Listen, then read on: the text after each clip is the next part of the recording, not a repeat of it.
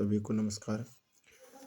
मैं डब्लू कुमार आप लोगों के लिए साइंस के फिजिक्स से संबंधित फिजिक्स का क्वेश्चन लेकर के आए हैं, जिसमें यह चैप्टर प्रकाशिक है, जो प्रकाशिक चैप्टर से बार बार क्वेश्चन पूछा जाता है, जिसमें बीपीएससी लेवल से संबंधित जितना भी एग्जाम है उसमें यह क्वेश्चन देखने के लिए मिलता है।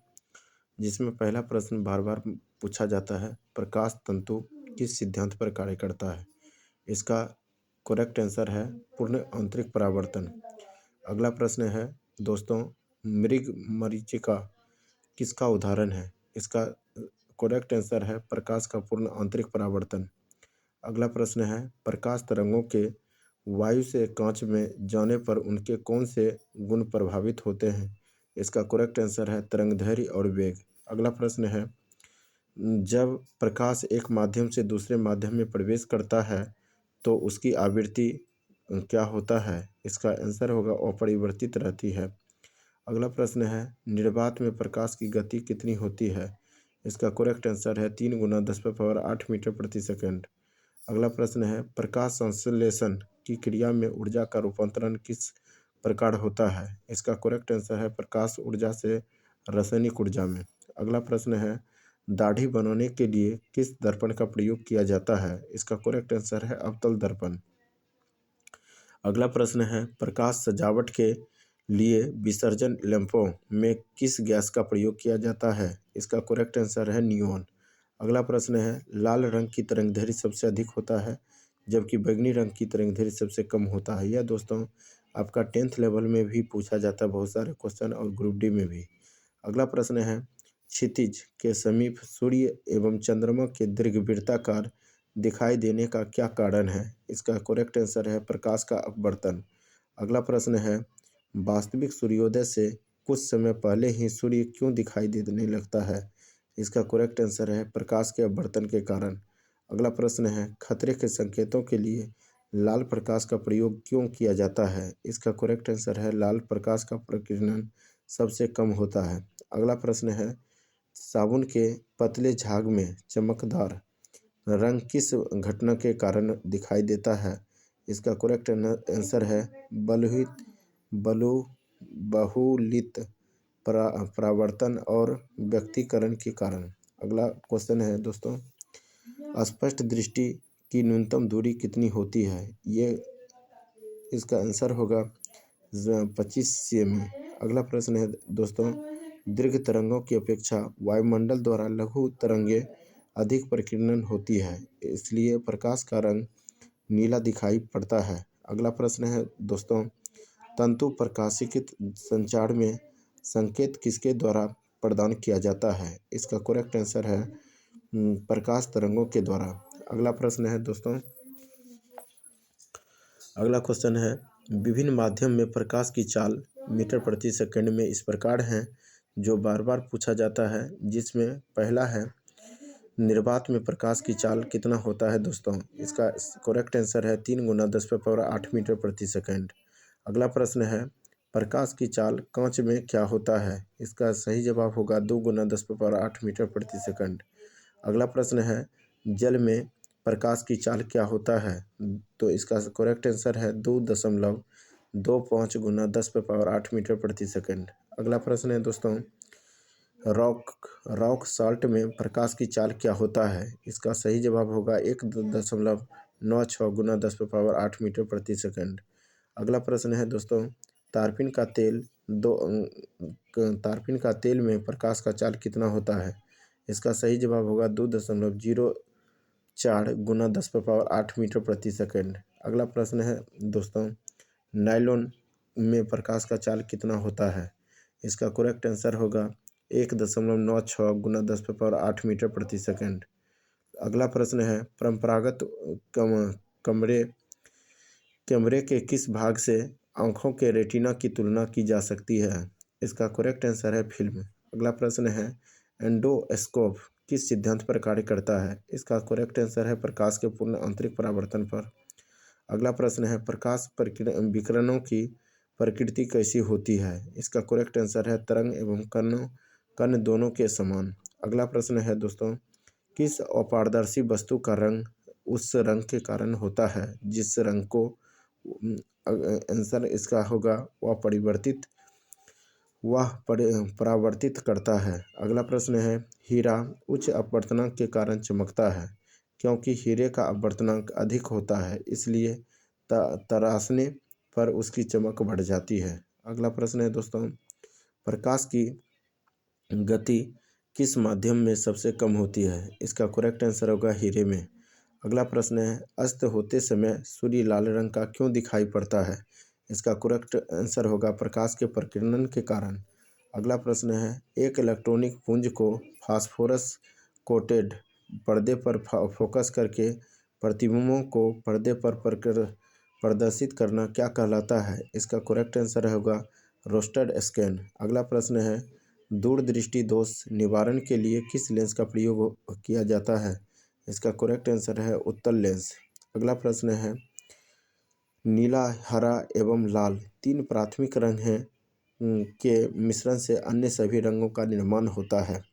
अगला प्रश्न है दोस्तों, वस्तु के त्रिविमीय 3D प्रतिरूप को अंकित एवं पुनरावृत्त करने की तकनीक को क्या कहते हैं? इसका करेक्ट आंसर है हेलोग्राफी। अगला प्रश्न है, प्रकाश का रंग किससे निर्धारित होता है? इसका करेक्ट आंसर है उसके तरंगदैर्घ्य से। अगला प्रश्न है दोस्तों, पढ़ने में काम आने वाले दर्पण में कौन सा लेंस प्रयुक्त होता है? इसका करेक्ट आंसर है उत्तल लेंस।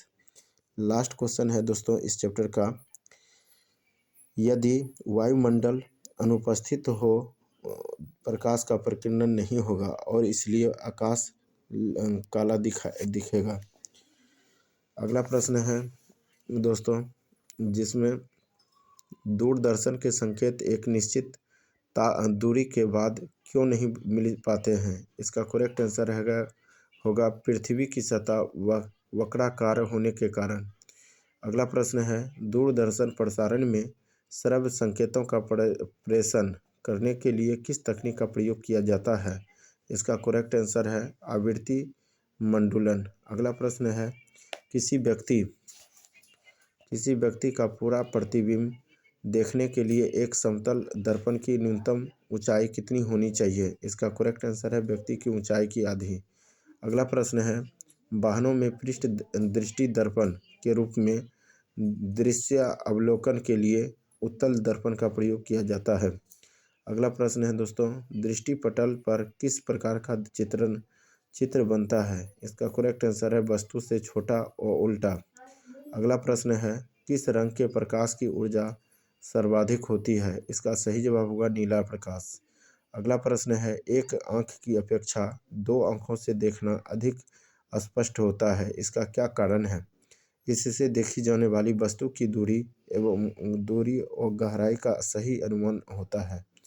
अगला प्रश्न है, वायुमंडल में प्रकाश के प्रकीर्णन का प्रमुख कारण क्या है? इसका करेक्ट आंसर है वायु में उपस्थित धूलकण। अगला प्रश्न है, अंतरिक्ष यात्री को आकाश का रंग कैसा दिखाई देता है? इसका सही जवाब होगा काला।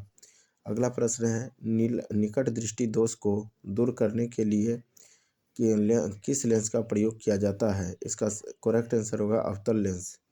अगला प्रश्न है, लेंस की क्षमता का इकाई क्या है? जो बार बार पूछा जाता है, इसका सही जवाब होगा डायऑप्टर। अगला प्रश्न है, विभिन्न रंगों का तरंगदैर्घ्य इस प्रकार है दोस्तों, बैंगनी का तरंगदैर्घ्य 3900 से एंगस्ट्रॉम से 4460 एंगस्ट्रॉम होता है। नीला या जमुनी का तरंगदैर्घ्य 4460 एंगस्ट्रॉम से 4650 एंगस्ट्रॉम होता है। आसमानी का 4650 से 5000 एंगस्ट्रॉम होता है।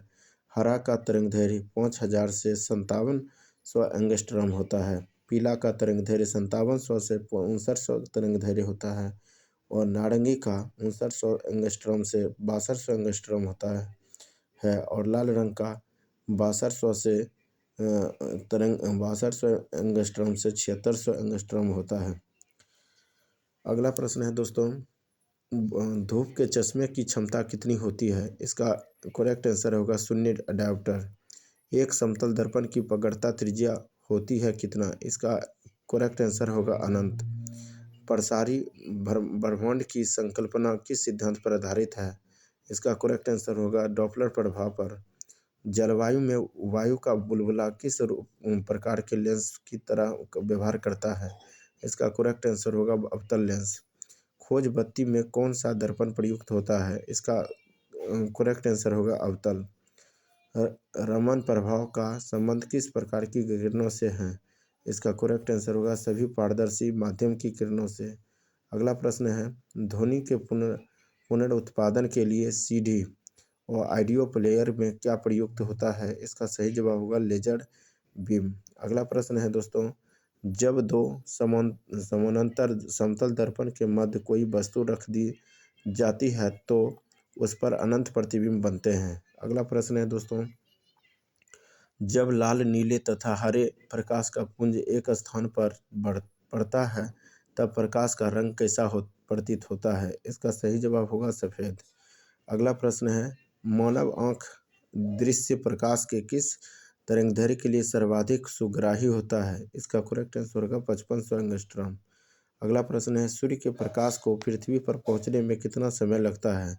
इसका करेक्ट आंसर होगा लगभग 8.5 मिनट। अगला प्रश्न है जब प्रकाश के किसी प्रिज्म से होकर गुजरता है तब अपवर्तन के पश्चात सूर्य का प्रकाश अपने विभिन्न वर्णों में विभाजित हो जाता है। इसे प्रकाश का वर्ण विक्षेपण कहते हैं तथा प्रकाश से प्राप्त विभिन्न रंगों का समूह वर्ण क्रम या स्पेक्ट्रम कहलाता है। अगला प्रश्न है चंद्रमा का प्रकाश पृथ्वी पर कितने समय में पहुंचता है? इसका करेक्ट आंसर होगा 1.3 सेकंड में। इंद्रधनुष के रंगों का सही क्रम क्या है? इसका करेक्ट आंसर है बैगनी, नीला, आसमानी, हरा, पीला, नारंगी एवं लाल। अगला प्रश्न है इंद्रधनुष बनने के लिए वर्ण विक्षेपण, अपवर्तन, पूर्ण आंतरिक परावर्तन आदि भौतिक परिघटना उत्तरदायी होती है। अगला प्रश्न है दोस्तों सूर्य से आने वाली प्रकाश किरणों को किस दर्पण की सहायता से एक बिंदु पर केंद्रित किया जा सकता है? इसका करेक्ट आंसर होगा अवतल दर्पण।